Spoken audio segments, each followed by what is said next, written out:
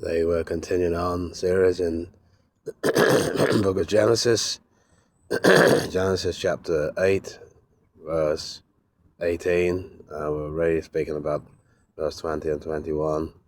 So Noah went out, and his sons and his wife, and his sons' wives with him.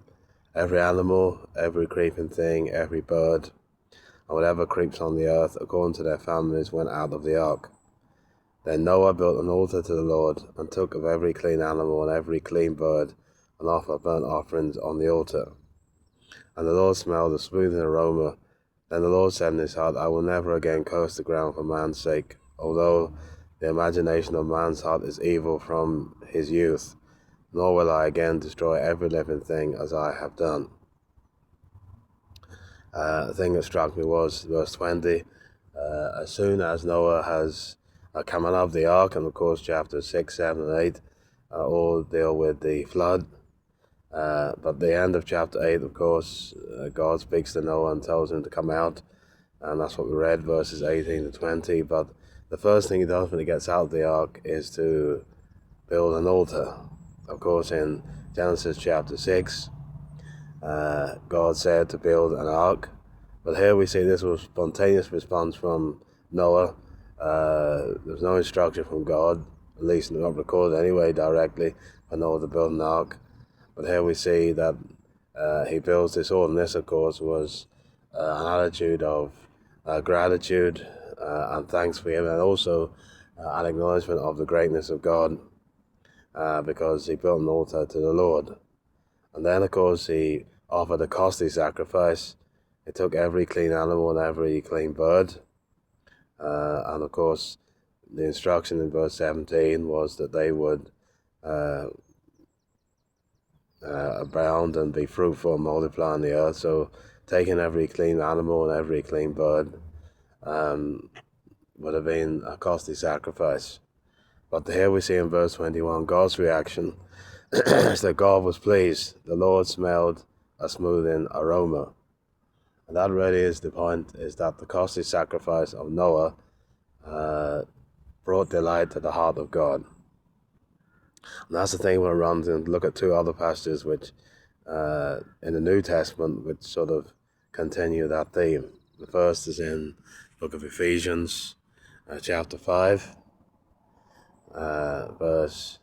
pick it up at verse 1. Therefore be imitators of God as dear children, and walk in love as Christ also has loved us, and given himself for us, an offering and a sacrifice to God for a sweet-smelling aroma. Here we see the best example of something that pleased God is the costly sacrifice of his Son. Here in Ephesians, Paul encourages the Christians to walk, and this is the theme of from chapter 4 right through to the end. There's a major theme in the book of Ephesians, and the practical aspects of the book is how we live, and this is expressed in this word walk. Walk in love, to be the present continuous tense. This is to be how Christians are to be all the time. And then the example is given as Christ also has loved us and given himself for us. And so the example in our walk and our walk in love is Christ himself. And then, of course, the ultimate is that he gave himself an offering and a sacrifice to God. Notice the same as Noah. He built an altar to the Lord. Here we have an offering and a sacrifice to God, and we have the sweet-smelling aroma. The Godward aspect of the work of Christ, another costly sacrifice that brought delight to the heart of God. Then we're going to flip over just a few pages to Philippians. Philippians chapter 4, and the end of the book, Philippians 4 and verse 18. Indeed, I have all and abound. I am full, having received from Epaphroditus the things sent from you. And here it is again, a sweet-smelling aroma, an acceptable sacrifice, well-pleasing to God. The third costly sacrifice that pleased God was the giving of the Philippian church to the needy of the Apostle Paul, who was in prison.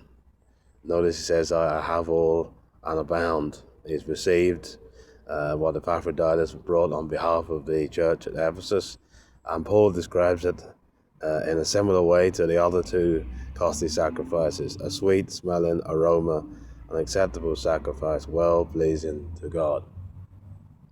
And those three costly sacrifices remind us of the ultimate sacrifice, the sacrifice of Christ on the cross, but also reminds us that 1 Peter 2, we're to offer up spiritual sacrifices acceptable to God through Jesus Christ, and also Romans 12, where Paul pleads with the believers at Rome, and through Scripture it appeals to us to present our bodies a living sacrifice to God. Three costly sacrifices, starting with Noah, who built the altar and he came out of the ark. Thank you for listening.